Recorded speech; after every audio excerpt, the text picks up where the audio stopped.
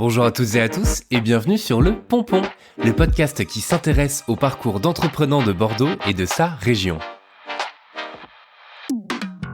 Je suis Théo Robache, entrepreneur soucieux du bonheur des autres et je suis super content d'habiter cette région dynamique et pleine de profils formidables. Avec Le Pompon, j'ai envie d'aller à la rencontre de ces entrepreneurs, ces chefs d'entreprise, artistes, sportifs de la région qui créent, avancent et rêvent pour vous partager leurs histoires. Je vais m'intéresser au parcours de mes invités, à leurs échecs, leurs réussites et à ce qui les anime au quotidien. Je suis sûr qu'ils vous inspireront pour que vous aussi, vous vous éclatiez dans la vie que vous choisissez.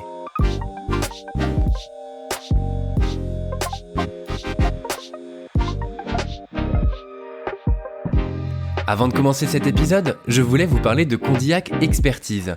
C'est THE cabinet d'expertise comptable à Bordeaux pour les entrepreneurs. C'est un cabinet qui rafraîchit la profession et facilite notre compta. Ils ont 2 applications créées pour nous faciliter la vie d'entrepreneurs et des équipes ultra compétentes, sympas et disponibles. Bref, vous l'aurez compris, Condillac Expertise, c'est le partenaire idéal à Bordeaux quand on est entrepreneur. Si vous toquez chez eux de ma part avec le code promo La Compta c'est cool, les coûts de création d'entreprise seront offerts et si elle est déjà créée, ce sont 2 mois d'honoraires qui sont offerts. Et ça, c'est hyper cool. Pour ce nouvel épisode, j'ai le plaisir de recevoir Audrey Bocahu, artiste aux multiples talents et créatrice du bar à vin Les Furies Douces, rue Notre-Dame au Chartron.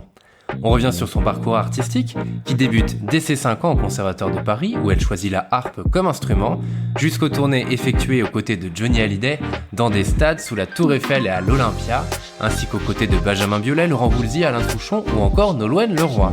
Puis, sur sa deuxième vie, celle de maman et d'entrepreneuse, avec la création du bar à vin Les Furies Douces, un bar où 100% des vins sont bio, en biodynamie ou en viticulture raisonnée, et où 100% des vins proviennent de vigneronnes. C'est un lieu à découvrir où la musique a bien évidemment une place prépondérante, un lieu qui ressemble à Audrey, à la fois vecteur d'énergie positive et de force tranquille. Je vous souhaite à toutes et à tous une très belle écoute.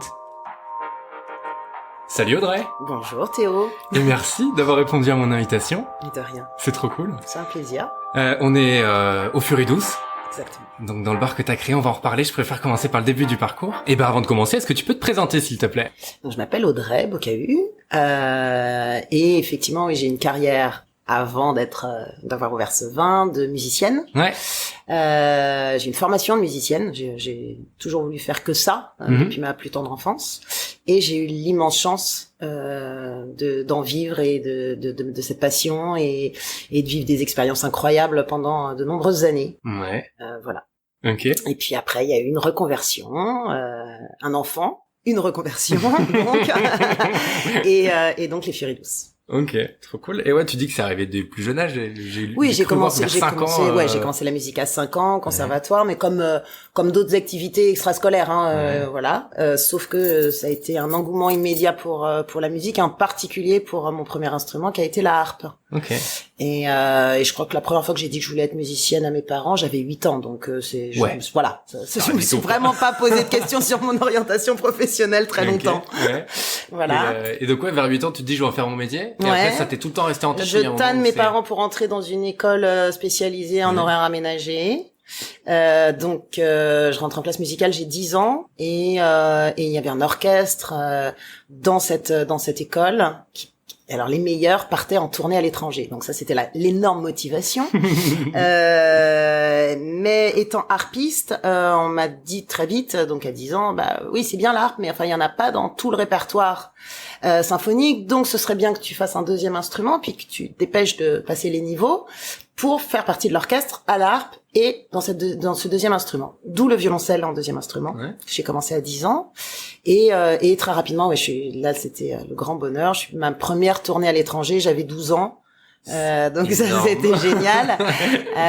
On était partis en Suède, Danemark, voilà. Et puis après j'ai fait plein de tournées, donc avec cette école, les classes musicales. Voilà. Ok. C'est à Paris. C'est à Paris. Ouais. J'étais à Paris, exactement. Okay. Et puis voilà, donc j'ai poursuivi ce cursus harpe violoncelle, le conservatoire, enfin cursus classique habituel. Et puis Et puis un accident de voiture après mon prix de conservatoire, etc. A fait que voilà ça a un petit peu perturbé ma trajectoire de départ et j'ai dû arrêter pendant presque un an parce que j'avais des grosses séquelles au niveau du dos. Ok. Et ensuite quand j'ai pu enfin reprendre complètement par hasard, un voisin de ma mère travaillait dans le showbiz, etc. Et voilà. Enfin, et en plus a pris un petit peu les devants pour moi parce que j'étais pas hyper emballée. Il a envoyé des photos, mon CV, etc. sans me le dire. Et en fait, on m'a proposé. Alors le tout premier artiste avec lequel j'ai travaillé, c'est David Hallyday. Okay. C'était tu ne m'as pas laissé le temps à l'époque, voilà. Et c'était voilà pour faire voilà coup, exactement. Et c'était ma première expérience, voilà. Okay. Du côté obscur de la force, voilà, passer, voilà, ne plus être dans le côté musique classique, mais en variété. Et après, tout s'est enchaîné assez vite. Ouais. Oui, parce que j'ai en tapant ton nom sur Google, on te voit sur des photos. J'ai eu beaucoup de chance. D'abord, c'était une époque, c'était une période, donc c'était toute fin de 98-99, début des années 2000. C'était une période où les artistes de variété de pop en France, etc., étaient très friands de cordes, donc violon, violoncelle, etc. Et en particulier des jeunes femmes pour les plateaux télé, les tournées, etc. Ouais. Et je suis arrivée dans ce métier à ce moment-là, donc voilà, petit peu de chance, et puis des rencontres, et puis ça s'est fait très vite. Et dont en 2000, il y a eu un appel d'offres en fait pour monter l'équipe de cordes qui allait partir en tournée avec Johnny Hallyday. Mm-hmm. Et donc on cherchait la personne qui allait monter l'équipe et jouer aussi. Et c'est moi qui ai été choisie. Donc j'étais j'étais toute jeune. Étonnée, quoi. Bah ouais, parce que je venais à peine de démarrer dans ce milieu-là, j'étais toute jeune et voilà. Et puis il y a eu un coup de cœur avec le producteur, et puis après avec Johnny aussi. Et donc après une fois que voilà, j'ai fait cette tournée incroyable de l'an 2000 avec Johnny Hallyday, 45 Olympia, une tournée de stade, un concert au pied de la Tour Eiffel, donc c'était un peu c'était extraordinaire pour moi, j'avais 22 ans, c'était un peu magique et voilà. Et après c'est sûr que après avoir fait cette tournée-là, j'avais pas besoin de faire beaucoup d'efforts pour trouver de nouveaux contrats et de nouvelles tournées. Mm-hmm. Voilà. Ça marche. Donc après ça s'est enchaîné sur des choses vraiment passionnantes. Oui, parce qu'il y a eu très différentes. Plein d'autres. Tu Woolsey, Souchon, il y a Ouais, en fait après c'est su aussi que je faisais pas que du parce qu'en fait j'ai commencé par le violoncelle parce que c'est ce qu'on demandait. Mais au bout d'un moment, j'ai commencé à placer que je faisais aussi de la harpe, qui est quand même mon instrument, mon premier instrument, et puis que je pouvais faire de la harpe, un peu pop, un peu rock, en branchant par exemple un pédalier de guitare sur la harpe, et la rendre, un petit peu pop rock, cette harpe qui a l'air si classique. Et ça a intéressé pas mal d'artistes, et dont effectivement alors. Un artiste avec lequel j'ai adoré travailler parce que c'est un brillant compositeur, auteur, c'est Benjamin Biolay, et qui est le premier vraiment à m'avoir fait travailler. On est parti en tournée sur l'album La Superbe, où là je faisais effectivement harpe, violoncelle, des chœurs. Je faisais un duo avec lui, etc. Donc là, c'était vraiment passionnant. Ouais. Et puis effectivement, Laurent Voulzy, etc. Voilà, Nolwenn Leroy. C'est génial. Plein d'autres artistes. Ok. Et qu'est-ce qui fait que ça a été toi ? Et comment on arrive à un tel niveau ? Parce qu'il y a les rencontres, effectivement, comme tu l'as dit. Il y a du travail, en premier, il y a du travail, il y a la passion. Combien d'heures par jour? Quand j'étais, quand on prépare le conservatoire, etc., on est à 6 heures par jour. Ouais. C'est une vie d'enfant et d'adolescent un peu particulier. C'est un petit peu particulier. Tu l'as bien vécu quand t'es très bien. Ouais. Mais parce que j'étais passionnée et que ça, j'étais pas du tout issue d'une famille de musiciens, moi. Okay. Donc au contraire, j'ai même dû un peu me battre pour imposer ça.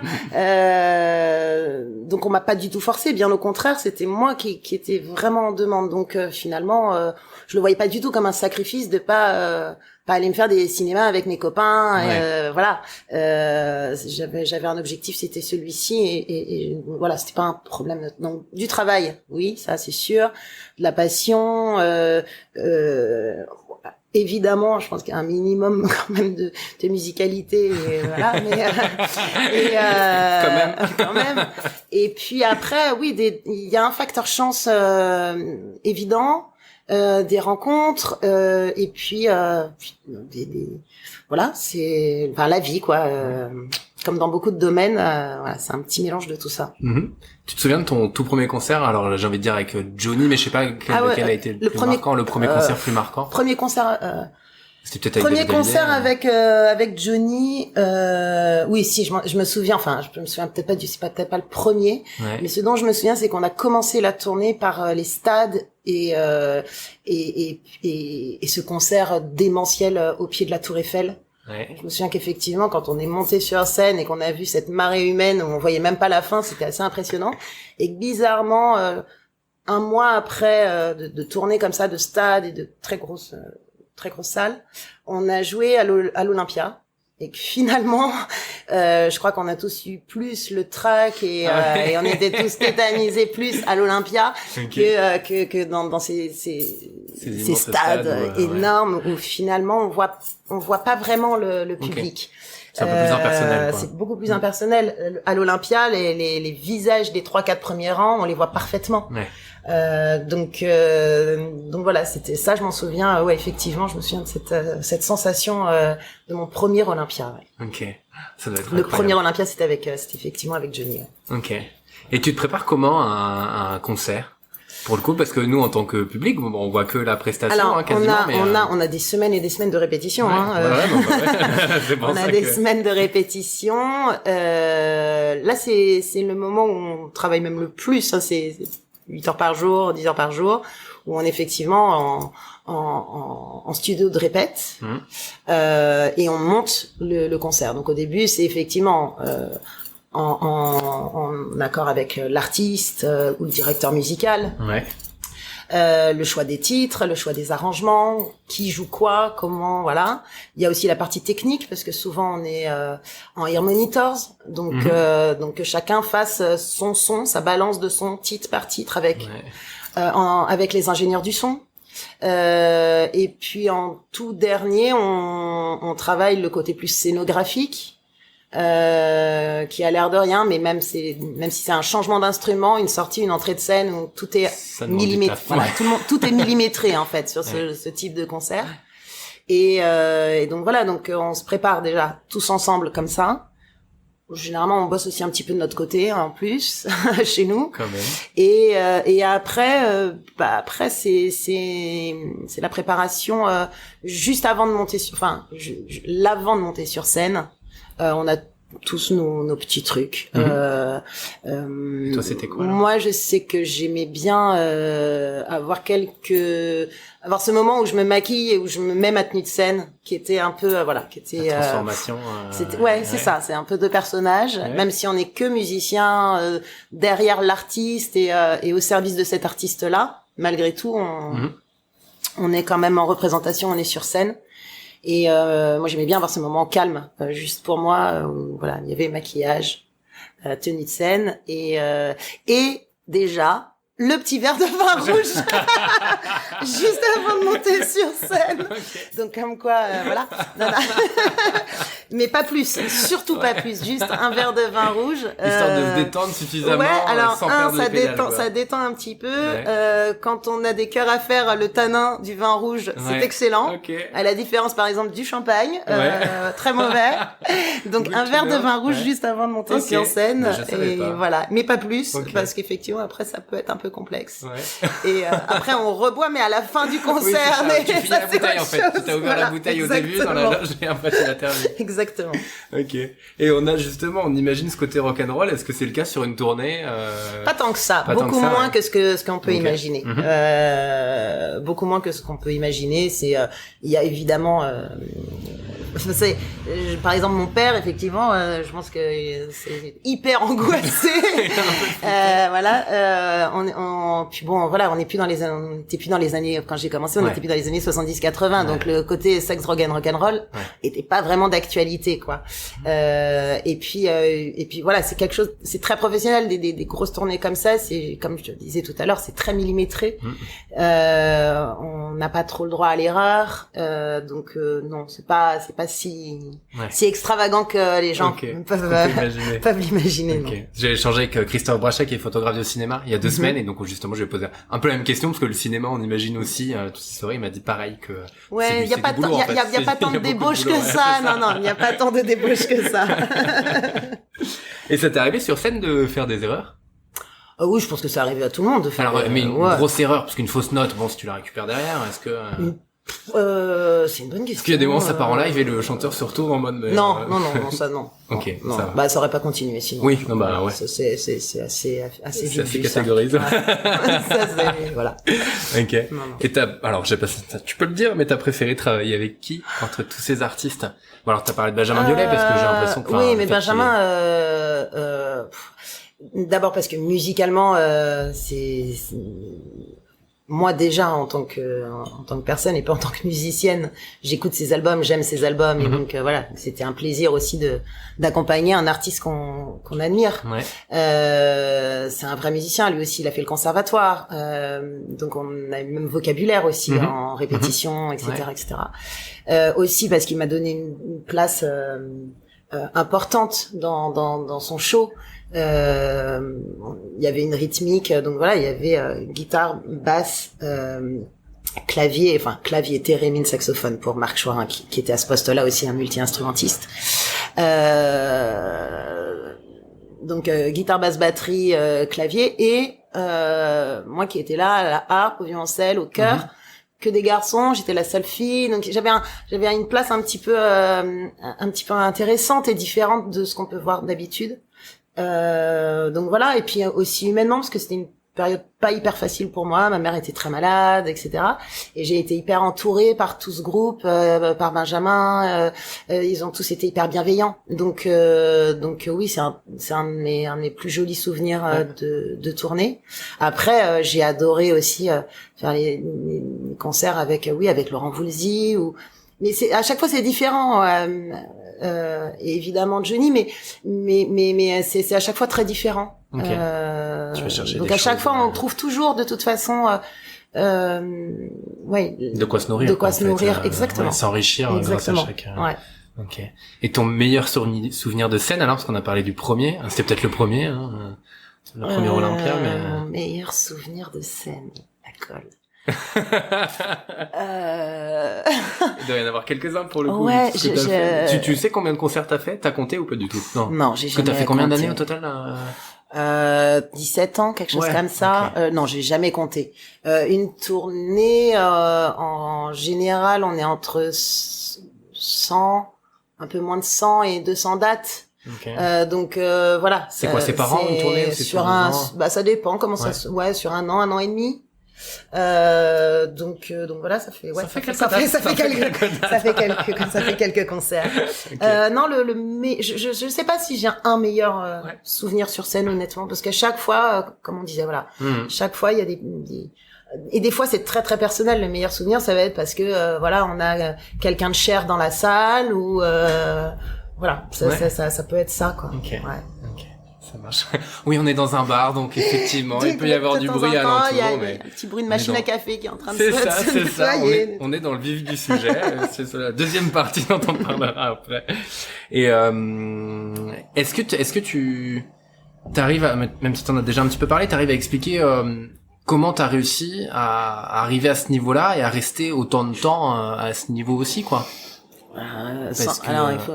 Mais envoie-toi des fleurs. Hein. Ouais, c'est ça, c'est exactement ce que j'allais dire. Ça va être compliqué de rester hyper humble en répondant à cette question. Alors, j'ai senti ça.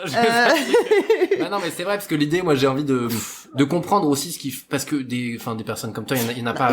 Une fois qu'on est entre guillemets installé ouais. dans ce métier et qu'on a fait déjà quelques tournées, etc. Pourquoi d'autres artistes ou les mêmes artistes font appel à toi? Des fois, ça peut être vraiment des choses toutes bêtes aussi je sais pas, on est ponctuel, on est souriant, on est de bonne humeur, on est un bon camarade de tournée. Ouais. Ça a l'air idiot, mais il y a des musiciens. Je sais très bien qu'il y a des artistes qui, à niveau inférieur, vont choisir un musicien. Qui est plus facile à vivre et plus sympa en tournée qu'un autre qui est bien plus brillant. Bah oui, parce que comme tu dis, mais parce que là, on a une vie de famille, hein, on vit avec ces personnes-là pendant un long laps de temps. Donc c'est mieux si on s'entend bien. Ça aide. Voilà, parce que oui, non, c'est les petits déjeuners ensemble, c'est des fois le tourbus ensemble, dormir, donc dans les couchettes les uns avec les autres. C'est tous les repas ensemble, c'est les day off en tournée où on est encore ensemble. Voilà, c'est une vie de colo comme ça d'adulte, en plus artiste avec des égos, etc., etc. Voilà. Ah ouais, ça existe. Voilà. Donc je pense que oui, une des raisons principales pour durer, en tout cas, oui, dans ce métier, oui, c'est d'être relativement facile à vivre, d'être plutôt bienveillant avec ses collègues, d'être de bonne humeur, de pas pas trop lunatique, etc. Ouais. Okay. Bon, parce que 17 ans quand même pour rester à ce niveau-là. Non mais c'était après c'est et comme toutes sur ces carrières-là c'est des hauts et des bas hein. Et souvent on fait une très grosse tournée, l'année suivante est bien plus galère. Donc c'est presque un an sur deux, mais c'est pas non-stop hein. Il y a vraiment des moments de pause, il y a des moments de doute. Tu parlais d'un photographe dans le milieu du cinéma, un peu comme dans le cinéma, plein d'acteurs qui vont tourner 2-3 films d'affilée extraordinaires et puis après qui vont courir les castings et qui vont galérer pendant aussi 2-3 ans éventuellement, donc qui vont se remettre en question, qui vont douter et puis il y a les modes et puis il y a l'âge parce que moi c'est aussi ce que je voulais éviter en préparant ma reconversion, c'est que je voulais pas faire partie de ces personnes qui attendent après à côté du téléphone parce que elles ont passé la quarantaine ou parce que voilà. Ok. Voilà, et justement, tu m'avais dit, mais la fin de carrière un petit peu, c'est l'arrivée de ton fils, n'est-ce pas? Exactement. Enfin, plus exactement, j'ai en fait anticipé. Je savais que le jour où je serais maman, cette vie-là serait plus possible, parce qu'on part 5 jours sur 7 quand on part en tournée, c'est 5 jours sur 7, c'est un peu compliqué d'être maman présente. D'où le fait que j'ai eu mon fils un petit peu tard, j'ai attendu pour pas avoir je sais pas, je m'étais mis dans la tête que j'avais peur de faire inconsciemment payer à mon enfant un renoncement à certaines choses si je l'avais trop tôt et que je devais renoncer à ma carrière un peu trop tôt. Donc voilà, donc j'ai attendu et quand j'ai décidé d'avoir un petit garçon, là j'ai arrêté les tournées, la musique, etc. et j'ai été directrice artistique dans un petit label de musique à Paris pendant 2 ans. Et sur la fin, je préparais ma vraie reconversion et surtout mon départ de Paris, parce que je ne voyais pas non plus rester à Paris et élever mon fils à Paris. Donc là, il y avait un bon moment de réflexion, d'introspection, pour savoir vraiment ce que je voulais faire. Où je savais que ce serait Bordeaux. J'avais depuis longtemps décidé que ce serait à Bordeaux. Mais comment, j'ai pris vraiment le temps d'y réfléchir. Et après j'ai fait cette formation WC2, donc en sommellerie, œnologie. Ok, ça marche. Voilà. Et sur tes 2 années en tant que tu dis directrice artistique, comment ça se passe? Qu'est-ce que tu fais? Et si tu peux nous expliquer ce que fait un label vraiment, parce qu'on. Alors, donc un label c'est une sous-partie en règle générale, c'est un peu compliqué. Alors, je vais reprendre. C'est une maison de disques, voilà, pour faire simple. C'est la maison de disques, donc qui produit des artistes, qui produit les disques de ces artistes. Le rôle d'une directrice artistique, enfin d'un directeur artistique, est en plusieurs étapes. La première étape, c'est d'aller dénicher des talents, des nouveaux talents. Donc on va à des concerts, on écoute, on nous envoie des maquettes, on reçoit des artistes, etc. Et on essaye de trouver le futur talent. Mm-hmm. La deuxième étape, c'est de le convaincre de signer dans notre maison de disques. La troisième étape, une fois qu'on a signé, etc., c'est toute la phase d'enregistrement. De l'album. C'est assez passionnant, donc c'est choisir aussi souvent avec l'artiste, ses musiciens, le réalisateur de l'album, puis le photographe qui va s'occuper de la pochette du disque, le réalisateur du premier clip, accompagner l'artiste en studio, et voilà, donc toute cette phase-là plus créative qui est très intéressante. Et puis après, on repasse un peu le bébé au service marketing, promo, etc. Tout ce qui est plus communication, ça c'est plus notre travail. Et on est de nouveau un peu là et toujours un peu en fil conducteur de la carrière de l'artiste quand il commence à faire des scènes, et à l'accompagner aussi dans ces moments-là, le conseiller, et voilà. Donc c'est un travail très intéressant, très intéressant, mais qui peut être frustrant aussi, parce que des fois on a un coup de cœur pour un artiste, mais par exemple le directeur de label, lui n'a pas ce coup de cœur, donc va vous dire non, j'ai pas envie que tu signes cette personne, donc ça peut être et inversement, des fois on signe des artistes et puis on n'est pas forcément hyper emballé. Enfin il y a un peu tous les cas de figure. Après moi j'ai vécu une belle aventure avec un artiste que j'avais rencontré en plus ici sur le bassin, Romain Pinsol, qui faisait partie du groupe Hangar avant cela, et j'ai signé pour son premier album solo dans cette maison de disques, et ça avait été une très jolie aventure avec Romain. Après j'étais pas pleinement épanouie dans ce job là, et puis c'était lié aussi Paris, et puis ce petit garçon qui était là, où je me souviens de la première fois, je me souviens d'une première fois que je l'ai déposé le matin chez la nounou, il était à moitié endormi, et puis le soir j'ai repris le métro et la babysitter me dit il s'est endormi. Et je me suis dit ok, super, donc en fait je n'aurais pas vu mon enfant éveillé de la journée, j'aurais pas passé un moment agréable avec lui, voilà. C'est ça me plaisait plus, j'étais plus dans ce mood là. Ok, voilà. Ça marche. Et donc c'est ce qui t'a décidé à passer ta formation. Yes. Et pourquoi ce type de formation? Tu parlais tout à l'heure de ta réflexion, qu'est-ce qui t'a amené à ça? C'est des verres de vin rouge avant chaque concert? Non, j'ai toujours eu, j'ai été élevée dans un amour et un respect de la gastronomie, du bon vin, etc. En particulier par mon père.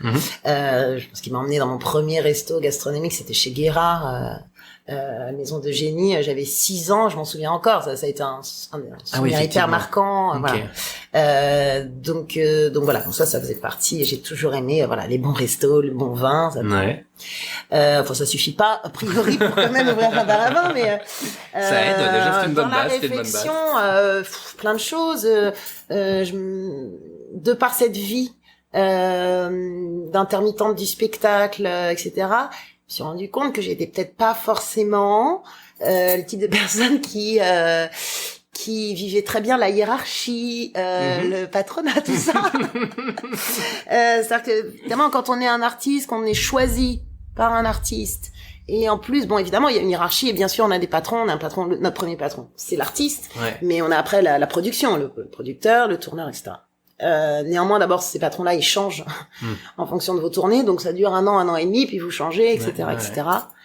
Et je pense que malgré tout, c'est pas le même rapport hiérarchique quotidien que quelqu'un qui va bosser dans un bureau ou voilà, et ça je me suis rendu compte qu'en fait j'étais peut-être pas très douée pour ces rapports hiérarchisés. Donc finalement, premier point, peut-être être ma propre patronne, c'était la solution. Entreprendre et être autonome, etc. C'était en fait, quand on est musicien, on gère un peu sa petite entreprise. On est sa propre petite entreprise. Et donc voilà, ça me semblait dans logique, qu'effectivement je sois ma propre patronne. Pourquoi t'es pas restée dans la musique? Parce que j'en avais. Alors, je voulais partir de Paris et au niveau auquel j'avais travaillé. C'est pas ailleurs qu'à Paris que ça pouvait se passer, et j'avais pas envie d'avoir l'impression, ça peut paraître très prétentieux, mais de régresser ou de faire des choses moins. Surtout j'avais envie d'un nouveau challenge. Je suis ravie de la carrière que j'ai eue, j'ai arrêté au moment où je l'ai souhaité, dans les meilleures conditions. J'en suis très heureuse, très fière, mais voilà, j'avais envie du coup d'un nouveau challenge, de partir. J'aime bien l'idée d'avoir plusieurs vies dans une vie, et du coup c'était passionnant de me mettre un petit coup de boost là, de me dire partir un peu à l'école, passer un examen, et puis apprendre, parce que j'ai appris plus après, une fois l'ouverture, que pendant les formations. Il y a plein de choses à apprendre après encore. Évidemment, le vin, c'était ça, mais enfin après c'est aussi gérer une entreprise. Et la comptabilité, tout ça. Voilà. Tout ce qui au départ était tellement pas mon truc. Et maintenant, ça y est, ça fait partie, et ça finit par me plaire en plus. Donc, oh là là. Ouais. Incroyable. Côté business aussi qui me plaît bien. Donc bon, voilà. Cool. Et à quel moment tu te dis, j'ouvre mon bar à vin? Et comment se passe le début aussi? Assez vite, j'ai voulu ouvrir mon bar à vin. Et puis il y a une spécificité, on en parlera quand même. C'est que... J'avais la première idée que j'avais en tête, elle est là, elle est visuelle. C'était une vinothèque, une grande vinothèque, avec incrusté dans cette vinothèque un piano. Mon piano. C'est mon piano d'études. C'est le piano que ma maman m'a offert, mais pour mes 15 ans. C'est toujours le même. C'est celui-là. Et ça, pour moi, c'était important. C'est-à-dire qu'il y a un pont, en fait, entre mes deux vies, et que mes deux passions soient liées, quoi. C'est-à-dire qu'effectivement, il y a la musique et cette vinothèque, qui est très belle, d'ailleurs. Je confirme. La vinothèque et le piano. Voilà. Ça, c'était la toute première idée.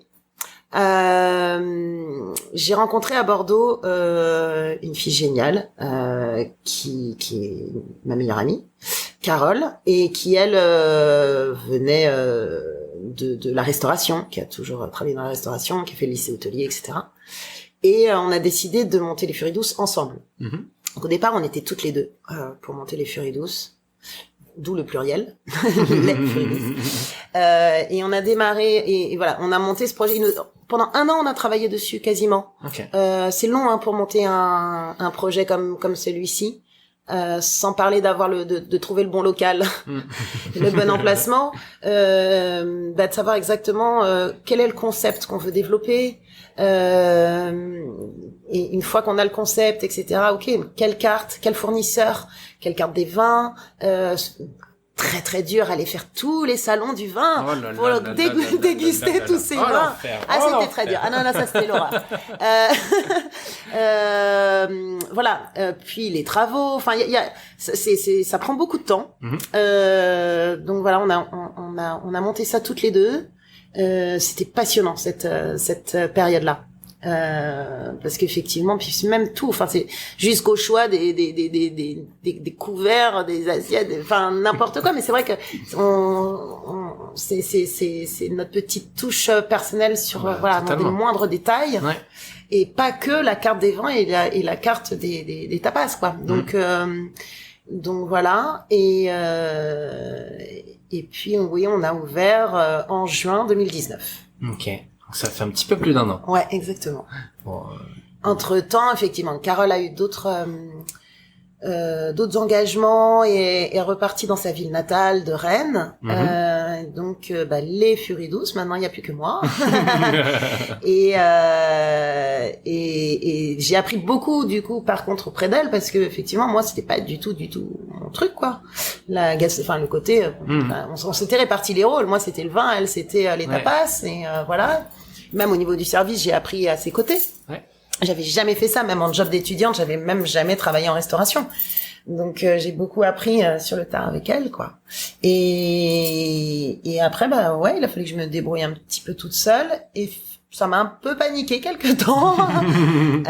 J'ai été pas mal soutenue aussi par des amis, d'autres amis aussi, une amie restauratrice qui me dit allez, prends-toi 3-4 jours, pose-toi, réfléchis, repense ta carte.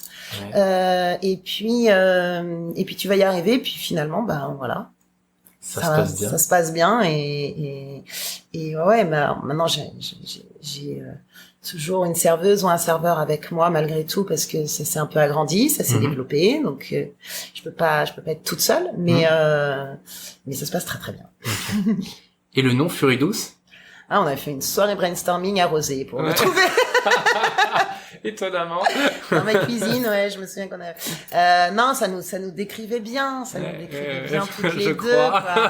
Et, alors je la connais pas, mais j'ai l'impression que ça te décrit bien. Mais comme les soirées ici, elles peuvent être furieuses comme très douces.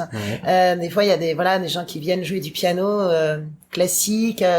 Il y a 15 jours, 3 semaines, j'avais un papa et son fils qui sont venus, le fils qui est au conservatoire de Paris au violon, et son papa qui nous ont fait un récital comme ça, donc c'était jouer du Bartók, enfin c'était merveilleux, donc ça fait partie des soirées douces.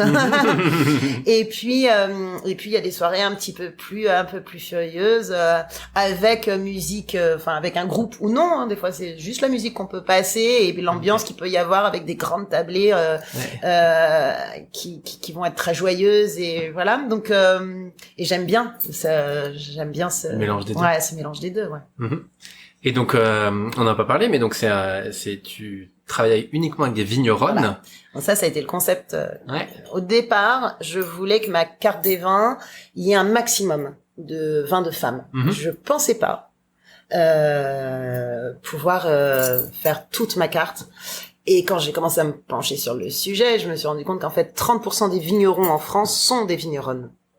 C'est énorme, 30%. Et on les met pas en avant, on les met pas trop en valeur. Je me suis dit, mais voilà, c'est ça que je veux faire, c'est mettre en valeur ces femmes qui ont un métier un peu atypique, justement, pour une femme. C'est un milieu quand même assez patriarcal, assez, voire un peu macho.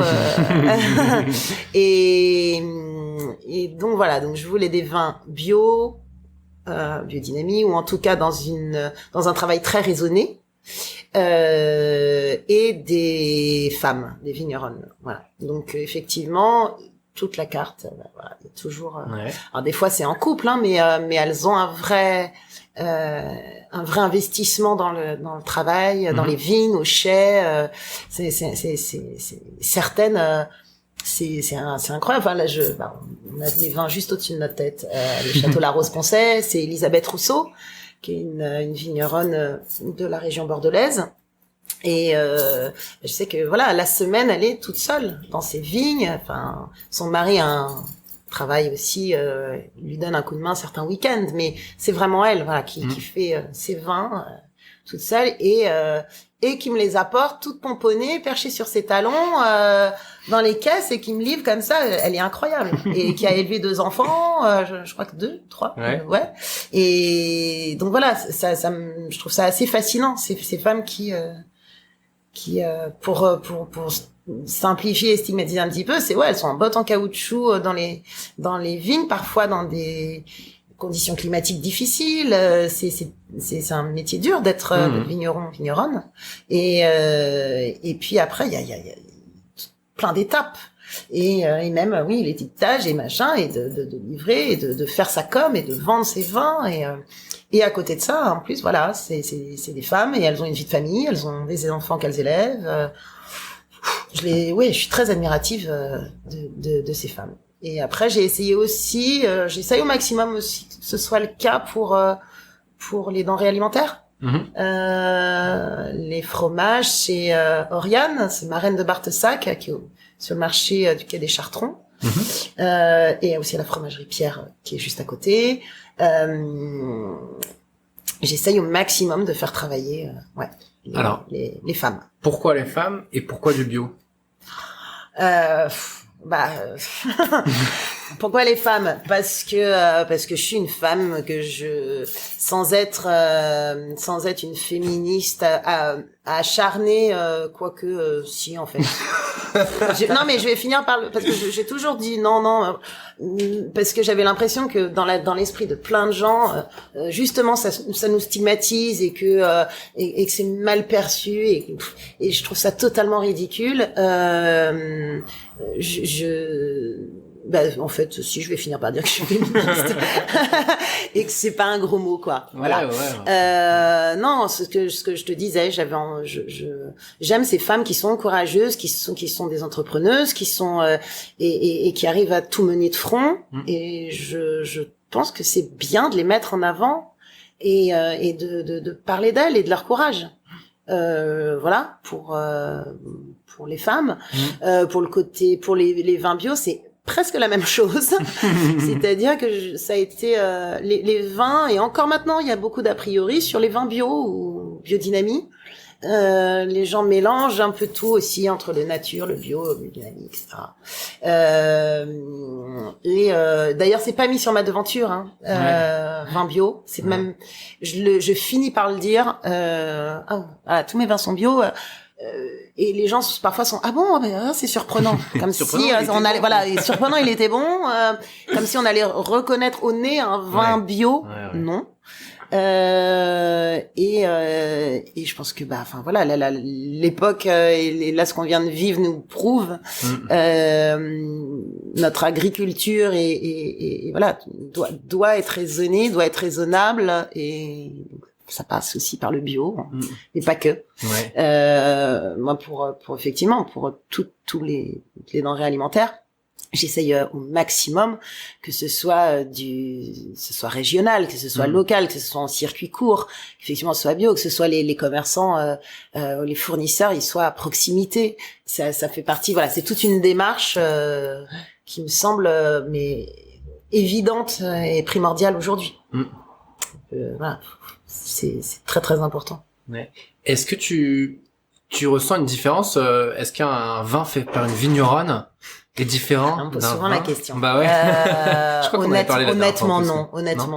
Je vais pas dire qu'il y a des vins de femmes, des vins féminins. Après, elles vont apporter vraiment peut-être parfois pour certaines, mais c'est vrai chez des vignerons, donc je veux pas, voilà. C'est pour ça que féministe, finalement, pas tant que ça. Non, mais c'est leurs vins sont pas meilleurs ou sont pas, que ceux de certains hommes. Elles vont apporter peut-être plus de sensibilité, alors des fois au graphisme. Bizarrement, aux étiquettes, aux noms qu'elles vont donner, à l'histoire que ça va raconter. Pour certaines, un travail au niveau des assemblages qui est très très minutieux, qui est très intéressant. Je pense aux sœurs Saladin. Pour moi, elles arrivent à faire des assemblages parfois très complexes et toujours hyper équilibrés. Et donc ça, c'est très intéressant. Voilà. Mais sinon, non, je pourrais pas dire qu'il y a un vin de femme, quoi. Enfin, des vins de femmes. Je pense que même le meilleur des œnologues pourrait pas faire une dégustation à l'aveugle en disant ça, tiens, c'est une femme, c'est une femme. Ça m'étonnerait, je pense. Et alors, même si j'imagine un peu la réponse, elle t'apporte quoi? Parce que tu parlais justement de toutes ces femmes, tu trouves qu'elles ont de la force, du courage. C'est ça que ça t'apporte? Oui, aussi, exactement. Ça, c'est très motivant aussi, en tant qu'entrepreneuse, d'être entourée de femmes comme ça. Il y a un soutien aussi. Là, on vient de passer comme une période un peu complexe, avec ce confinement.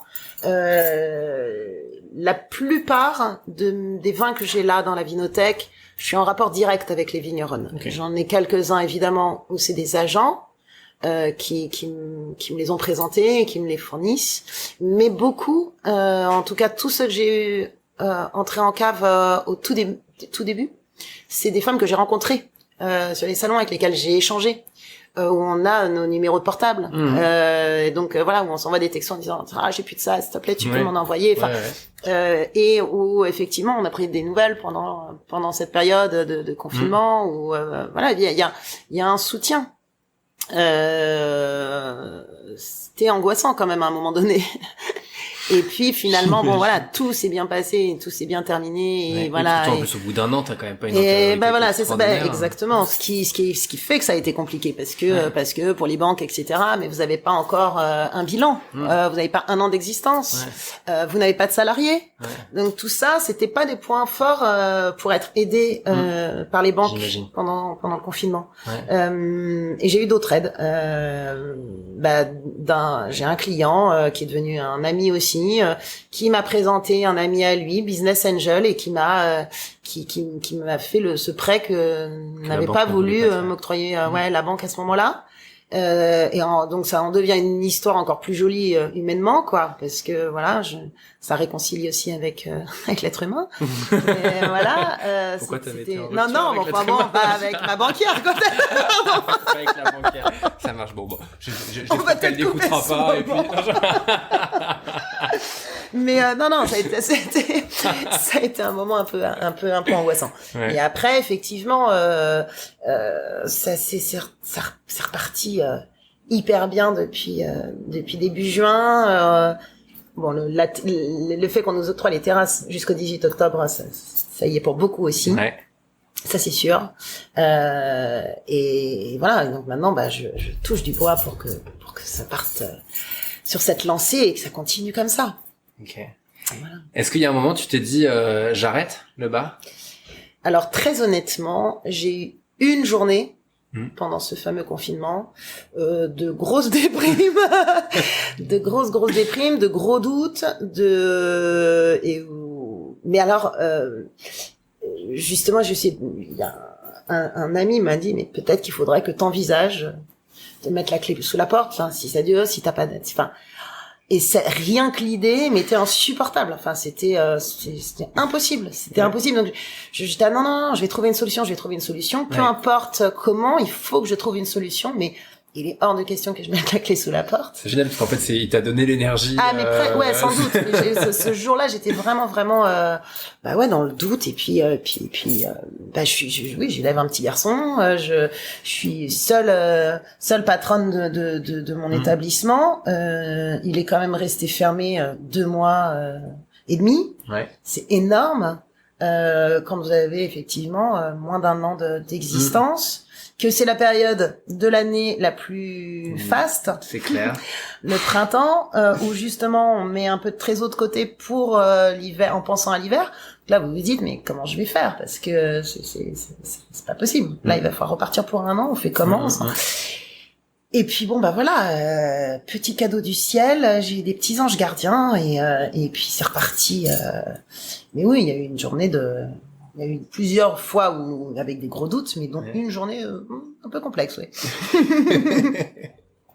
Et tu parlais tout à l'heure du piano qui est donc juste à côté de nous. Ouais. Donc j'invite tout le monde déjà à venir ici. Ouais. Pas que pour le piano, hein, bien évidemment.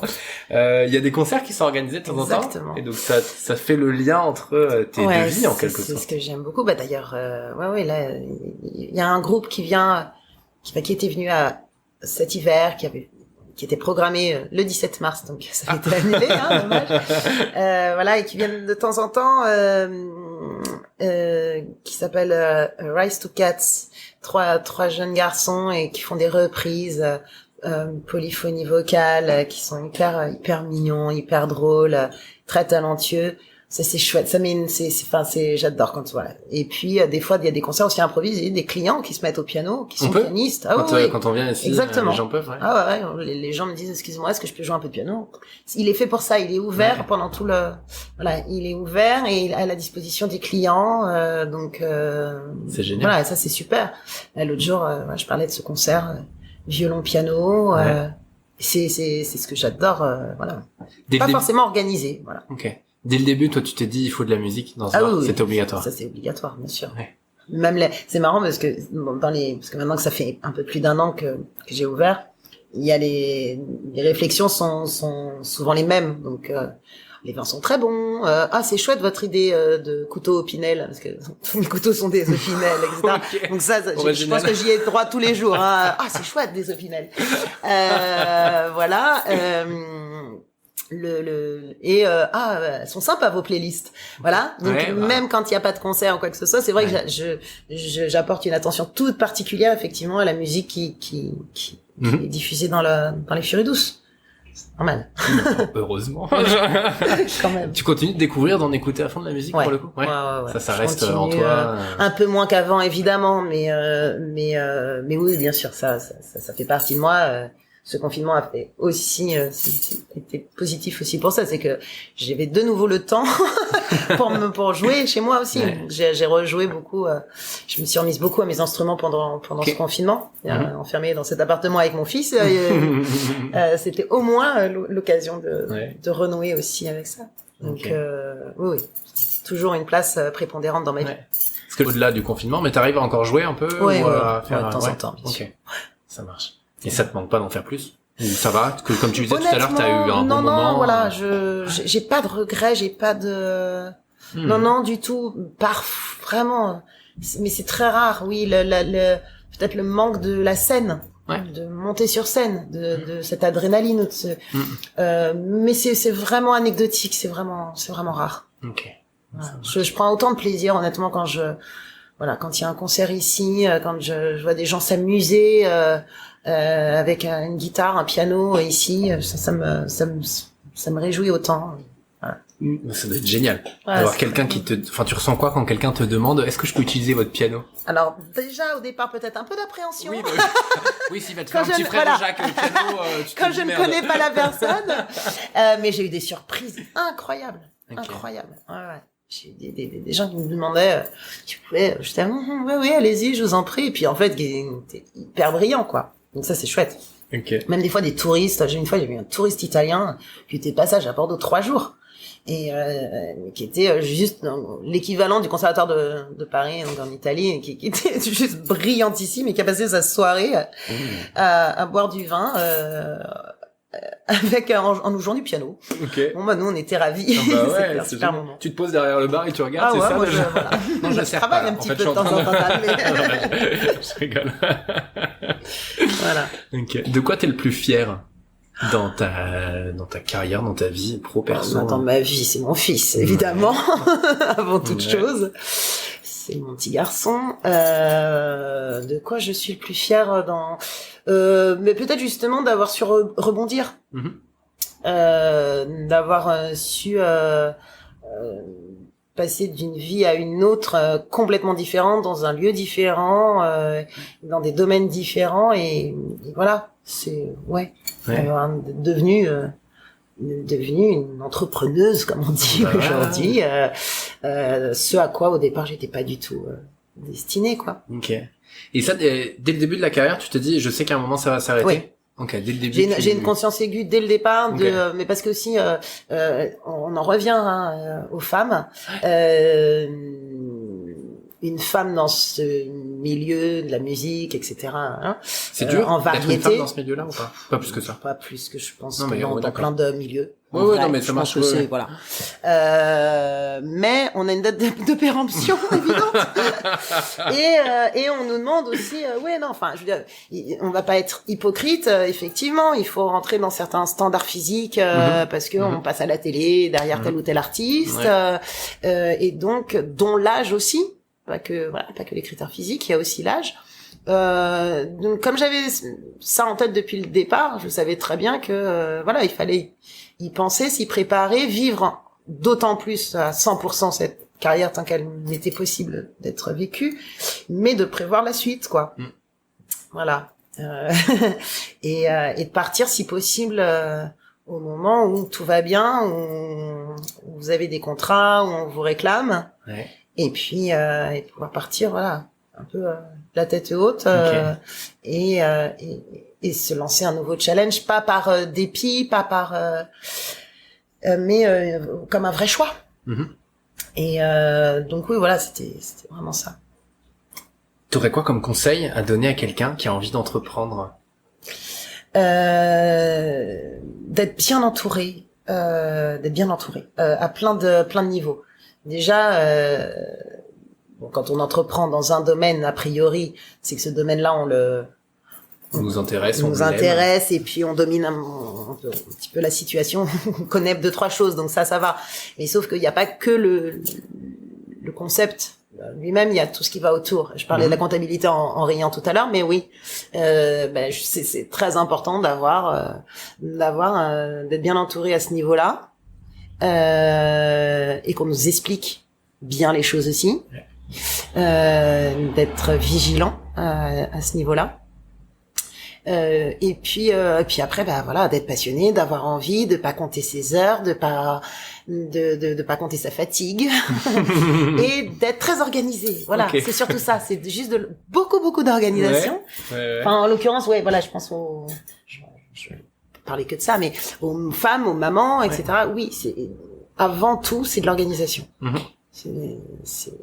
Et si on est bien organisé, en fait, tout roule. Tout roule. C'est des fois c'est de l'organisation au millimètre près, c'est à la minute près, mais une fois qu'on est bien organisé, qu'on est soutenu, qu'on est entouré, c'est un bonheur. Et puis de pas baisser les bras quand il y a des petits moments de doute, de difficulté, parce que on parlait du confinement, mais il y a d'autres petites épreuves dans la vie d'un entrepreneur, quelques-unes, moins graves que celle-ci et plus régulières, et pas se décourager, c'est toujours de trouver des solutions, en parler aussi avec d'autres personnes qui ont plus d'expérience que vous. Je sais qu'effectivement, en parler avec là à côté, il y a un resto qui s'appelle le Mirabel, le patron Stéphane est un copain, il a aussi un autre resto qui s'appelle le New York, brasserie, et pas hésiter à demander des conseils à des gens qui ont plusieurs affaires déjà derrière eux dans votre domaine et qui peuvent vous conseiller sur des trucs auxquels on n'est pas du tout préparé, quoi.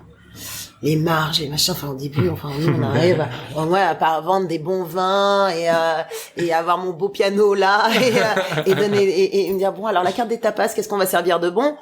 J'avais pas forcément pensé effectivement à cet aspect un petit peu plus pragmatique. Et c'est important. Un petit peu. Et d'ailleurs, je me disais, pour une Parisienne qui arrive à Bordeaux et qui ouvre un bar à vin, ça fait quand même beaucoup de, tu vois, t'étais pas ici, ouvrir un bar à vin à Bordeaux, faut y aller quand même. Et est-ce que t'arrives à savoir ce qui a fait que ça marche? Alors, déjà, les a priori, et je les ai entendus, sur les Bordelais, ils sont pas forcément accueillants avec les Parisiens. Personnellement, je ne l'ai pas du tout ressenti. Au contraire. On est deux. Au contraire. J'ai été hyper bien accueillie, hyper aidée. J'ai senti une entraide. Vraiment, j'ai ressenti tout l'inverse de ce qu'on avait pu me prévenir, me mettant en garde, les Bordelais, etc.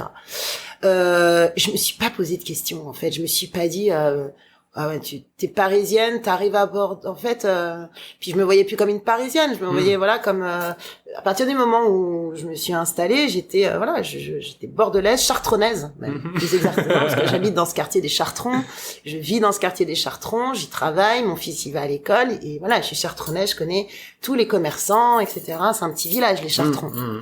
Donc je pense que je me suis vite acclimatée. Et après pourquoi ça a bien fonctionné, je pense qu'il y a un truc au niveau quand même de différence des Furies Douces, hormis le concept vin de femme, vin bio, etc., musique. C'est au niveau de la déco et du cadre. C'est qu'effectivement on a plus l'habitude à Paris de voir des lieux comme ça, un peu cosy, où la déco va être un peu soignée, et en plus on était deux filles, donc peut-être un peu féminine sur certaines touches. À Bordeaux, les bars à vin, non, c'est généralement un petit peu plus aseptisé, ou plus sur le terroir, etc. Voilà. Donc les gens ont apprécié ce petit côté où il y a une banquette, où il y a des petits fauteuils un peu douillets, du rotin, où il y a un côté comme à la maison. Ça a vite plu. L'ambiance. Et puis voilà, on vient la musique, et puis après bon, effectivement, c'est des bons produits.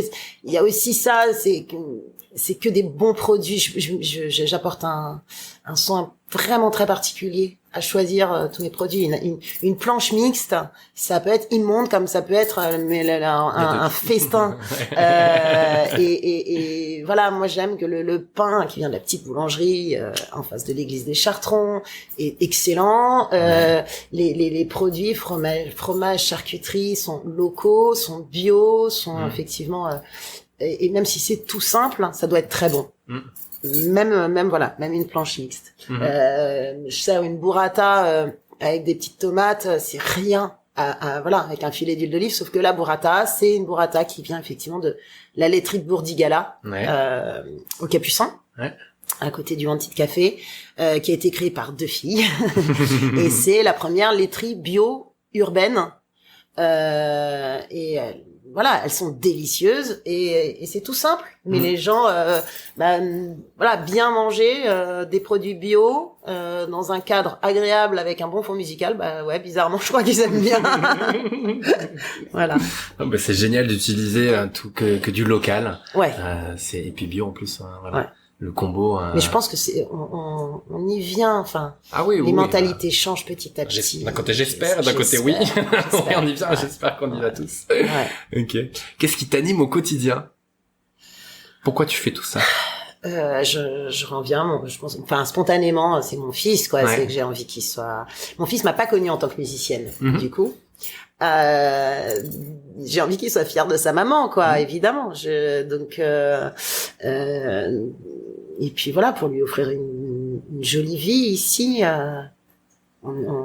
c'est ça. Et puis c'est une vie complètement différente de vivre à Bordeaux. Là, par exemple, c'est tout bête, mais je prends pas de vacances d'été, évidemment. Après 2 mois et demi de confinement, on va pas fermer pendant 15 jours, 3 semaines, hein, non. Mais néanmoins, en 1 heure, j'emmène mon petit garçon sur le bassin, et c'est incroyable. On va un tout petit peu plus loin, on est en Espagne en un rien de temps, ou au pays, sur la côte basque. On a une qualité de vie qui est incroyable ici. J'adore cette ville.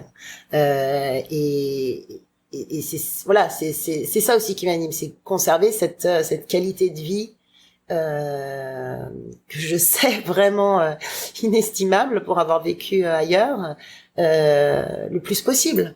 Voilà. Okay. Et puis ouais, mon petit garçon soit fier de sa maman, c'est important. C'est pas mal quand même d'être animé par ça. Est-ce qu'il y a quelque chose sur lequel t'aimerais qu'on revienne ou qu'on n'a pas abordé et tu te dis merde. Non, alors pourtant je suis bavarde, hein. mais non, si sur 2, 3, si je voulais quand même vous parler d'un autre produit parce que j'ai énuméré quelques fournisseurs comme ça, quelques-uns, mais il y en a d'autres que j'aime beaucoup et j'aimerais bien les citer parce que Fanny Sabre en Bourgogne, qui est une vigneronne géniale et qui entre autres a le Clos des Renards en Bourgogne, à Pommard, qui est extraordinaire, super belle nana et super vin, enfin, j'adore. Et puis il y a aussi Achteoria. Pareil, c'est 2 filles qui ont monté ça, c'est des liqueurs incroyables, c'est ces magnifiques bouteilles là qui ressemblent un peu à des bouteilles à des flacons de parfum. Une des 2 vient de cet univers-là, du parfum. Et elles ont créé ces liqueurs Achteoria qui sont dingues, vraiment.